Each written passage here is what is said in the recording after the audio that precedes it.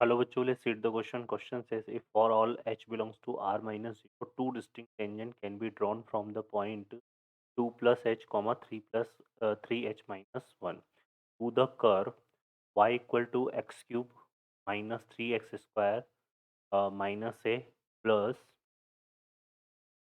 bx then a upon b. Solve करते हैं बच्चों को। क्वेश्चन के लिए जो हम की कॉन्सेप्ट यूज़ करेंगे वो क्या यूज़ में की कॉन्सेप्ट की कॉन्सेप्ट देखो बच्चों क्या होता है points points where points where 2y by x square change your sign. Points where d2y by dx square change your sign is called point of inflection. Point of inflection.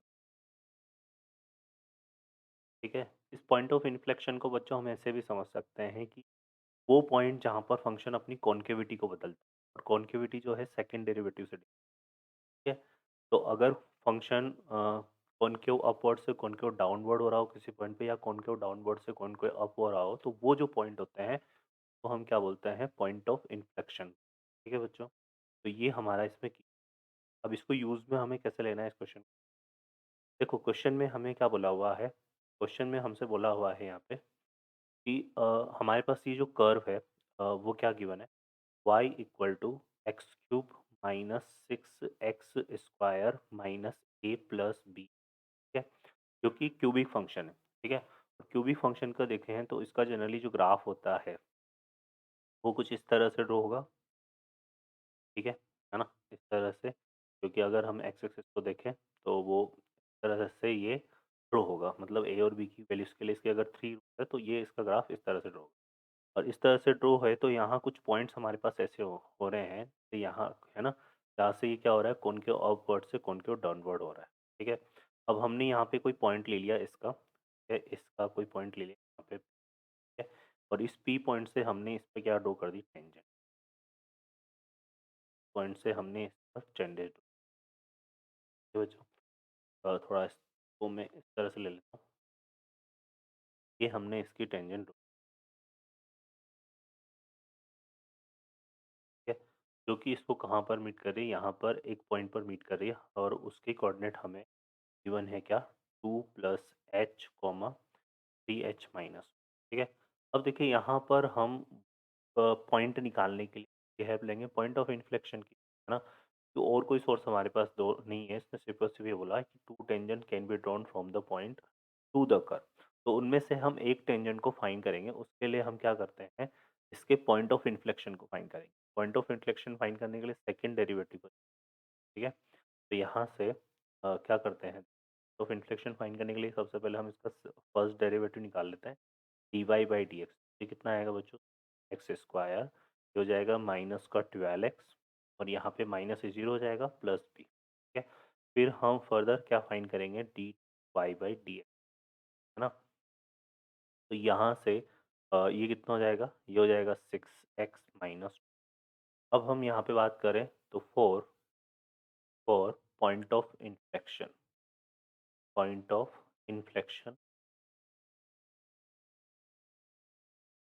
हम क्या करेंगे यहाँ पे D two Y by X square को 0 के equal ले लेंगे। ठीक है। तो यहाँ से हमें क्या मिलेगा यहाँ से हमें मिलेगा 6x माइनस 12 इक्वल टू 0। तो यहाँ से x इक्वल टू कितना आ गया बच्चों 2 आ गया। ठीक है।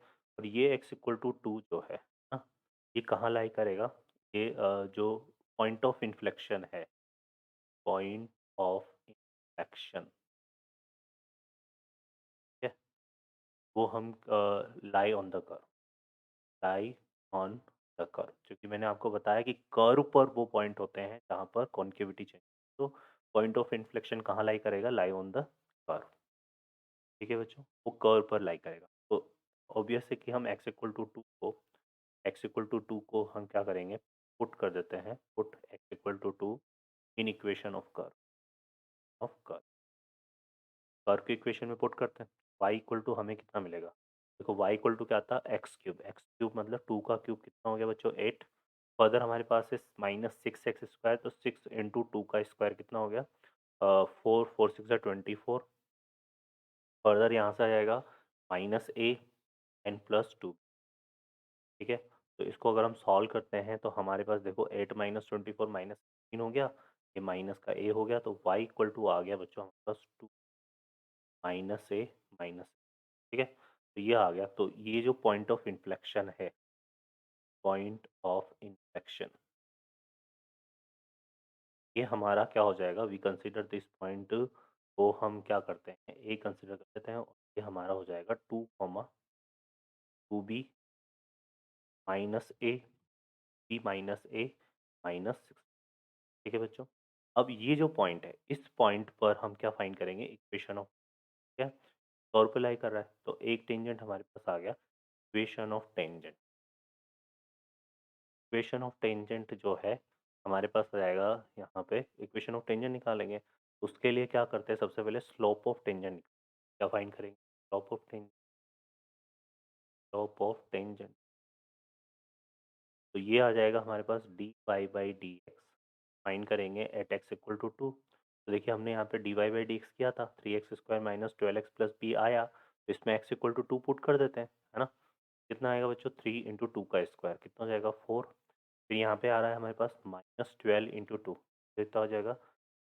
12 इंटू 2 प्लस का b, तो सॉल्व करते हैं तो ये कितना हो गया? 12 और ये कितना हो गया? 24। ये आ रहा है कितना बच्चों? b। क्लियर है? स्लोप आ गया b-12 और पॉइंट हमारे पास है। इक्वेशन ऑफ टेंजेंट राइट कर लेते हैं। इक्वेशन ऑफ टेंजेंट क्या आ जाएगा? y माइनस, यहाँ से आ जाएगा y -2b plus a plus 16 हो जाएगा क्या? ये आ गया हमारे पास। और इंटू m आता है, m क्या हो गया? b-12 और इंटू x माइनस कितना आ जाएगा? 2, कोऑर्डिनेट 2 आ जाएगा। तो ये हमने उस कर्व के पॉइंट ऑफ इन्फ्लेक्शन पर एक टेंजेंट फाइंड कर लिया यहाँ पे। ठीक है बच्चों, अब इसको सॉल्व करते हैं। तो यहाँ से इसको देंगे तो हमारे पास क्या बन रहा है? एक्स का कॉफिशिएंट बन जाएगा बी माइनस, कॉफिशिएंट क्या बन गया? तो हम ऐसे लेने देते वाई इक्वल टू, है ना?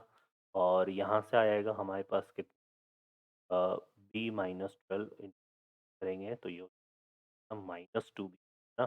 तो -2b से -2b तो कैंसिल हो जाएगा, ऑब्वियस है। और यहाँ पे फिर हमारे पास कितना बचा रिमेनिंग? क्या आएगा? -24, है ना? और माइनस प्लस 24, और ये इस तरफ आएगा तो 24 माइनस प्लस का 8 आएगा, और ये ए हो जाएगा, तो -a+8 आ जाएगा। क्लियर है? तो ये आ गया, है ना? अब ये हमने क्या फाइंड कर लिया? टेंजेंट क्या फाइंड।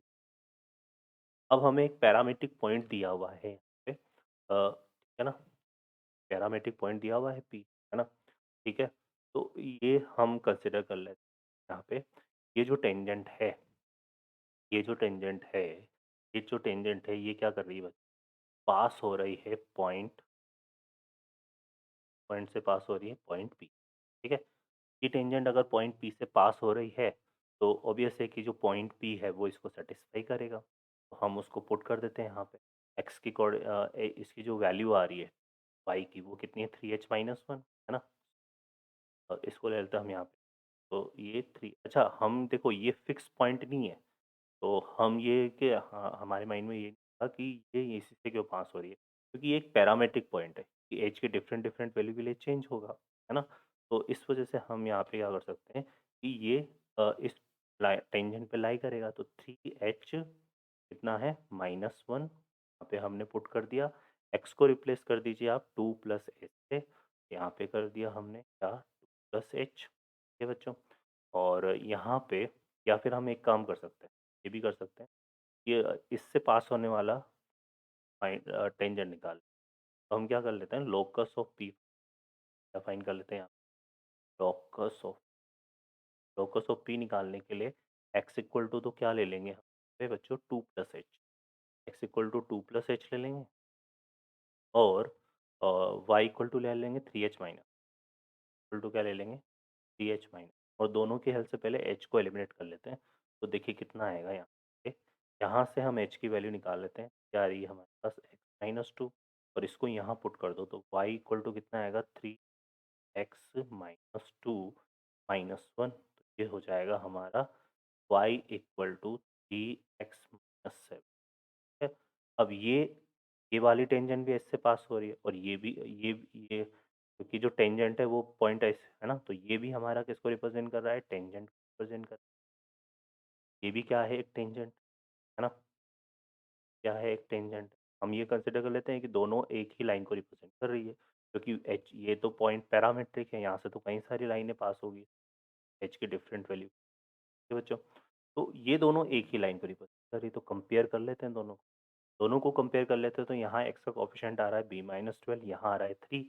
हम ले लेते हैं बी एल इक्वल टू, तो b इक्वल टू कितना आ गया 15, है ना। और सेकेंड अगर हम बात करें यहाँ पे, तो -a+8 इक्वल टू कितना, -7, -a+8 इक्वल टू 7। यहाँ से a इक्वल टू कितना आ गया, तो a की वैल्यू भी 15 आ गई, और b की वैल्यू भी हमारे पास क्या आ गई 15। ठीक है, अब हमें क्या फाइंड करना था, value of a upon b, जो हो जाएगा 15/15, जो कि इक्वल टू क्या आएगा 1। तो इस क्वेश्चन का जो फाइनल आंसर होगा बच्चों, वो 1 होगा। ओके बच्चों, I hope you understand well, best of luck, thank you.